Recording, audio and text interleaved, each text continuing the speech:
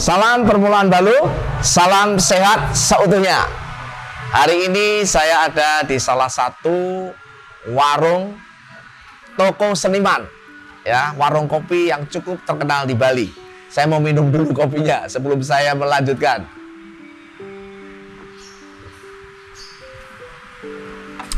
Mantap. Kenapa saya ingin meminum kopi? Karena saya ingin mengingatkan bahwa kita akan belajar kopi, K-O-P-I, kopi. Nah, kata akronim atau singkatan kopi ini sebenarnya penemuan dari kata asalnya itu kipu dari Pak Edilio ketika berbicara tentang bagaimana dunia membutuhkan Bapak. Nah, kemudian salah satu teman kami di Melbourne namanya Pak Yuda, Pastor Yuda berkata, kipu kurang mantep kalau di Melbourne itu enak kopi karena di sana penduduknya penyuka kopi. Nah, saya pikir ini bagus sekali. Nah, proses kopi ini kita belajar dari buku The Word Needs a Father dari Pak Casey Caston. Nah, kopi ayatnya ada di mana? Ayatnya ada di Matius 3 ayat 17. Berkata, inilah anakku yang kukasih.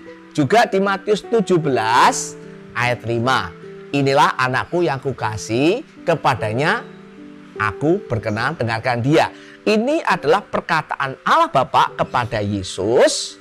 Allah Bapa kepada Yesus untuk supaya Yesus menjadi pribadi yang maksimal. Nah, kata-kata inilah anakku yang kukasih, kepadanya berkenan ada 4 unsur. Pertama, yang kukasih berbicaralah kasih tambah syarat.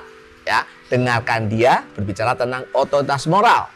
Nah, kemudian kepadanya aku berkenal berbicara tentang potensi, dan inilah anakku bicara identitas. Makanya kita singkat adalah kopi. Nah, hari ini Bapak Ibu Saudara sekalian, seluruh orang tua tunas bangsa baik di Jakarta di Bali, kita akan belajar tentang otoritas moral. Nah, karena otoritas moral adalah K-O-P-I-O. Nah, kenapa kami tidak berdoa? Karena kami merasa ini penting sekali. Nah, dalam proses otoritas moral, kita akan belajar tentang pengertian otoritas moral. Yang pertama, kedua, kejelasan tujuan hidup kita, dan cara membangun otoritas moral, dan mengembangkan tanggung jawab disiplin. Ini saya ingatkan, ini dimulai dari seorang ayah loh. Ayah, karena Allah Bapa kepada Allah Putra Yesus. Ayah kepada keluarganya, istri dan anak-anaknya. Pengertian otoritas moral terhadap kita tuh kadang-kadang memberi dampak yang kurang baik. Dampak negatif. Kenapa? Karena bicara tentang otoritasnya pemerintah, militer, otoritas orang memperkosa, aborsi, pembunuhan. Jadi negatif ya. Padahal otoritas moral itu sesuatu yang luar biasa dan penting di dalam kehidupan orang percaya. Yesus itu tunduk kepada otoritas Bapa terhadap pimpinan Roh Kudus. Dia melakukan kehendak Bapa, bukan kehendaknya sendiri. Jadilah menurut kehendakmu bukan kehendakku, waktu doa di Taman Getsemani. Otoritas moral itu memberkati kita loh, yang dipimpin bangsa Israel ya, ini bangsa Israel kopinya ya, dipimpin oleh tiang awan dan tiang api. Kalau dia nggak mau mengikuti tiang awan tiang api bergerak, wah bahaya, bisa mati di padang gurun. Siang bisa kepanasan, malam bisa kedinginan.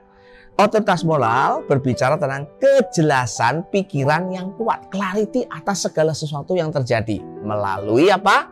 Hikmat. Nah, sekarang hikmat itu apa? Betul, hikmat itu takut akan Tuhan. Tapi hikmat itu dalam buku The Word Needs a Father dari Pak Casey Caston bicara hikmat itu gerakan sentripetal dari kecil ke besar, ke besar, ke besar.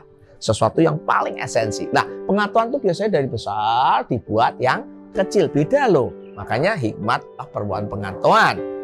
Nah, sekarang contoh permulaan hikmat. Contohnya ya, misalnya lihat ya. Misalnya, kita bisa menjaring segala sesuatu dikaitkan dengan firman Allah. Kita tunduk pada otoritas. Misalnya, perkataan hikmat atau pikiran yang kuat tentang hikmat adalah, misalnya pikiran hikmat adalah pertanyaan sulit dari anak-anak kita. Contoh nih, pertanyaan sulit dari anak-anak kita. Itu misalnya, Papa, kenapa kita bekerja? Mama, kenapa kau menikah dengan Papa? Nah, ini perlu proses yang jelas ya. Misalnya ada pertanyaan, mengapa ayah bekerja? Mengapa ayah menikah ibu? Kalau kita jawabannya, ayah bekerja cari uang. Saya menikah dengan ibumu karena ibumu itu cantik dan baik. Wah, itu jawaban yang paling malapetaka. Kenapa? Kita menikah mengasihi ibu kita, istri kita bukan karena ibu kita cantik. Tapi kalau dia nanti jadi berat gimana? Nah, ini tentang kejelasan tujuan hidup kita. Ada orang mengatakan kejelasan hidup dia atau tujuan hidup dia adalah memuliakan, meninggikan Allah, bersaksi buat Tuhan, itu baik. Tapi buat saya, kejelasan tujuan hidup adalah mengetahui apa yang Allah mau lakukan dalam kehidupan kita. Mengetahui apa yang Allah lakukan dalam kehidupan kita adalah berbicara tentang misi.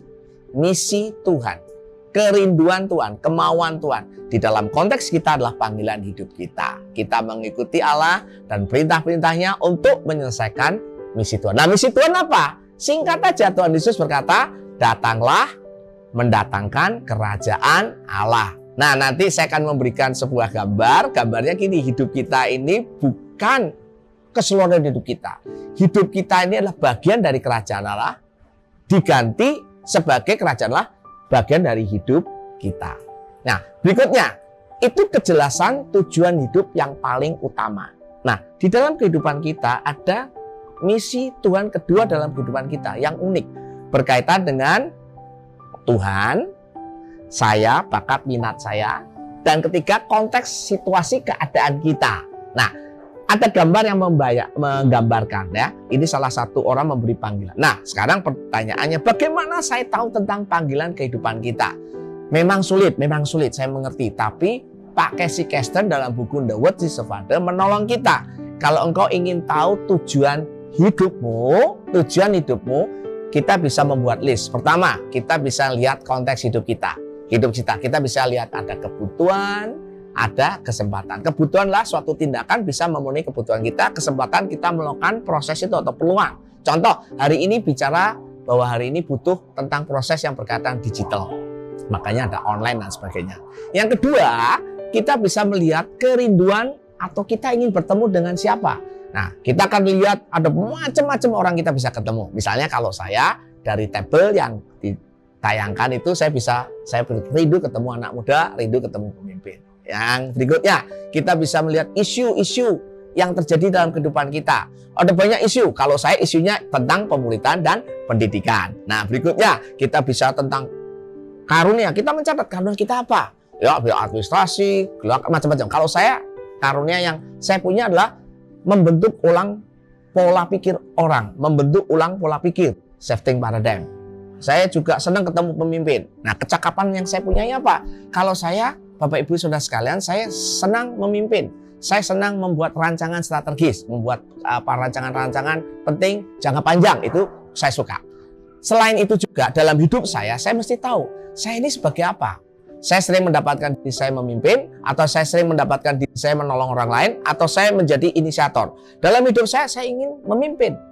Karunia yang Tuhan berikan, yang bisa juga kita menemukan kata penting. Nah, ini penting. Saya ingin memberi pause sebentar. Kenapa? Kita mesti tahu kata kerja yang mendorong kita bergerak, mendorong kita semangat apa? Ada kata melatih, memotivasi, ada membangun dan sebagainya. Nah, buat saya senang kata membangun. Ya. Nah, dari proses ini kita membuat pernyataan misi. Nah, Bapak Ibu, tentukan kelompok target tadi, ada orang, ada isu. Nah, kemudian coba dilihat minat bakat kita, ya. Kita bisa menentukan verbanya apa, kemudian kita rumuskan. Nah, kemudian kita tentukan dengan metode sebagai berikut ya. Nah, metodenya begini. Misalnya, ya, pernyataan misi kedua saya. Jadi ada kata-kata, ada saya bermaksud titik-titik diisi verbanya, terus kelompok targetnya dari status kelompok saat itu menjadi apa. Dan kemudian kita melalui sarana. Misalnya ini pernyataan misi saya. Saya bermaksud membangun keluarga misioner atau keluarga yang cinta Allah dengan nilai-nilai kerajaan Allah melalui pemuritan. Bisa juga melalui coaching dan sebagainya. Itu bicara clarity. Saya minum kopinya dulu Bapak Ibu supaya Bapak Ibu tidak berkata, "Walah itu susah amat Pak Beta." Jangan khawatir, nanti kita ada kelompok kecil yang akan menolong kita untuk diskusi tentang clarity tadi. Pak Ibu, saya minum kopinya dulu ya. Nah, sekarang kita bicara tentang bagaimana membangun otoritas moral. Kalau kita melihat kehidupan Tuhan Yesus, otoritas moral dibangun ketika Tuhan Yesus tunduk kepada firman Allah. Kita dengar dan melakukan. Ketika kita dengar melakukan, kita membangun di atas batu karang yang hidup. Batu karang yaitu Tuhan Yesus sendiri. Yang kedua, mengizinkan Roh Kudus mengambil kendali. Ingat, misi kedua kita itu bukan ambisi kita. Misi bukan ambisi. Berbicara, berorientasi pada kerajaan Allah. Karena itu harus betul-betul diuji. Apakah hidup kita dikontrol oleh firman dan Roh Kudus? Kedagingan kita atau ambisi kita? Keinginan roh atau keinginan daging? Saya ingin membangun keluarga misioner untuk ketenaran saya atau untuk kepentingan kerajaan Allah dalam konteks keluarga. Kita mesti lihat buah roh itu apa? Ya, kasih, rendah hati, ya. Kita jadi sombong apa enggak?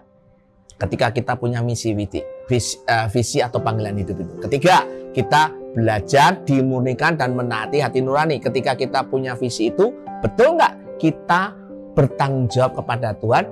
Kedua, ini penting, bertanggung jawab kepada manusia.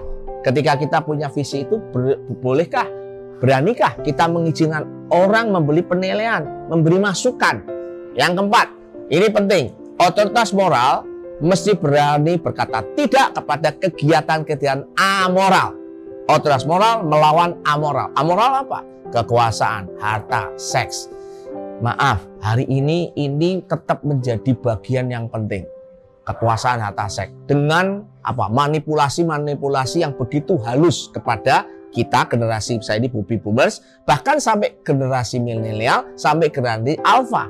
Kadang-kadang ini menjadi sesuatu yang sangat-sangat halus sehingga orang tidak sadar masuk dalam dunia amoralitas. Kekuasaan, atas dan seks. Terakhir, otoritas moral akan menunjukkan bahwa seseorang punya kualitas tunduk kepada sebuah pertanggungjawaban atau akuntabilitas atau mentor atau orang yang mengawasi kita, menegur kita, mengoreksi kita. Setiap orang harus berani ditanya dan menjawab. Ditanya dan menjawab. Itulah yang disebut akuntabilitas.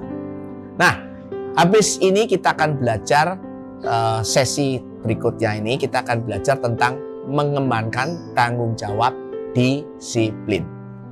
Mengembangkan tanggung jawab disiplin penting karena proses otoritas moral itu berkaitan dengan akuntabilitas. Akuntabilitas berkaitan dengan disiplin. Nah, bagaimana proses mengembangkan tanggung jawab disiplin di dalam sebuah keluarga? Dimulai dari ayah, kemudian dari ayah dan ibu, kemudian seluruh keluarga. Bahkan dari situ berkembang ke komunitas, bahkan ke kota, ke bangsa. Nah, ada banyak proses tentang disiplin. Bapak Ibu bisa melihat di dalam buku The Word is the Father. Tapi saya ingin memberikan proses disiplin. Di dalam proses disiplin ada dua proses yang sangat penting. Satu adalah kasih, yang satu adalah kontrol atau orang bicara tentang disiplin. Kasih dan disiplin. Nah, ini penting sekali. Seorang ayah atau ayah dan ibu terhadap anaknya ketika melakukan tanggung jawab disiplin ada dua parameter, kasih dan kontrol atau disiplin. Saya sebut disiplin dengan kontrol supaya tidak rancu dengan disiplinnya. Misalnya, kalau kasihnya besar, kontrolnya kurang, ayah menjadi atau ibu menjadi ayah dan ibu, orang tua menjadi orang tua yang ketakutan. Orang tua yang tidak aman. Kasihnya besar, kontrolnya kurang. Tapi sebaliknya, kalau kasihnya kecil, kontrolnya besar, akibatnya orang tua menjadi orang tua yang suka bertarung dengan anaknya. Anaknya menjadi pemberontak, ya. Anaknya memberontak, orang tuanya juga berontak sama-sama. Kalau yang tadi anaknya tidak nyaman, orang tua tidak nyaman, anaknya manja. Tapi yang lebih parah lagi, kontrolnya kurang, kasihnya kurang. Artinya orang tua itu mengabaikan, meninggalkan anak. Ini parah. Disebut Alkitab kalau di Ibrani, anak gampangan. Anak gampangan. Anak tidak aman, kontrolnya kurang, kasihnya besar. Anak berontak, kontrolnya kasihnya kurang, kontrolnya tinggi. Tidak ada kasih, tidak ada kontrol. Anak yang diabaikan, anak gampangan. yang paling bagus adalah dalam proses disiplin, kasihnya tinggi, kontrolnya tinggi. Orang tua menjadi orang tua yang bersahabat, orang tua yang percaya dan berkemampuan, bersahabat dengan anak-anaknya. 0 sampai 5, ibu dengan anak-anaknya. 6 sampai 12, ayah dengan anaknya bersahabat. 13-18, anak akan bersahabat dengan komunitasnya. Dia akan menjadi manusia komunal. Nanti ketika 18 atau 19 sampai 21 tahun kembali kepada ayah, membangun budaya ke depan, mereka akan punya tanggung jawab moral otoritas yang tinggi. Saya percaya, setiap kita ketika melakukan proses otoritas moral, kita akan melihat anak kita berjalan. Tujuan hidup anak itu akan jelas. Tujuan hidup itu akan begitu bisa kita lihat. Ada milestone-nya. Dimulai dari mana? Kita, bapak, ayah, mama, dan ayah memikirkan tujuan hidup. Dan anak-anak kita. Dari situ kita bisa melihat masyarakat yang punya tujuan hidup. Saya akan minum kopinya. Tuhan Yesus memberkati.